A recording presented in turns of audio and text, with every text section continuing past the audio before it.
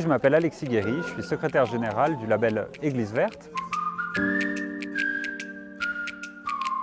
Église Verte, qu'est-ce que c'est? Comme son nom l'indique,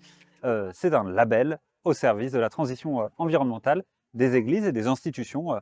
chrétiennes en France. C'est un label qui a été constitué à partir de 2017 et qui aujourd'hui est donc porté par une association qui s'appelle Église Verte, donc, qui a comme particularité d'avoir 3 présidents qui sont les 3 représentants des 3 grandes confessions chrétiennes en France. Et donc cette association et ce label, ils ont été constitués pour accompagner toutes les communautés chrétiennes qui s'engagent sur les questions de transition environnementale dans une logique plurielle, c'est-à-dire à la fois la question des bâtiments, la question de la place de la création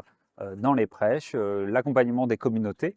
pour pouvoir permettre de disposer d'outils communs sur l'ensemble du territoire français pour accompagner les institutions qui se posent des questions. Et donc aujourd'hui, Église Verte, c'est près de 1000 communautés qui sont labellisées en France,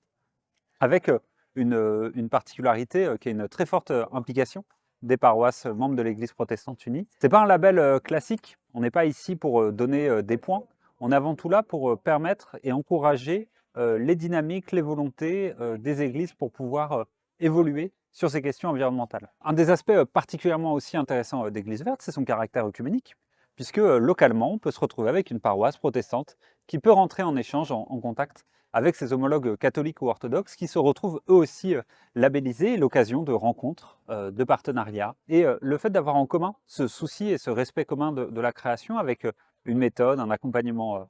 similaire, permet justement de recréer des connexions. Et puis Église Verte, c'est aussi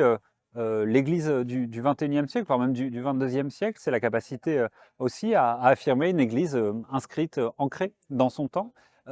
qui se préoccupe de l'impact qu'elle a sur son environnement, qui accompagne aussi ses membres face à toutes les questions que se pose notre société liées aux enjeux de transition environnementale, et qu'il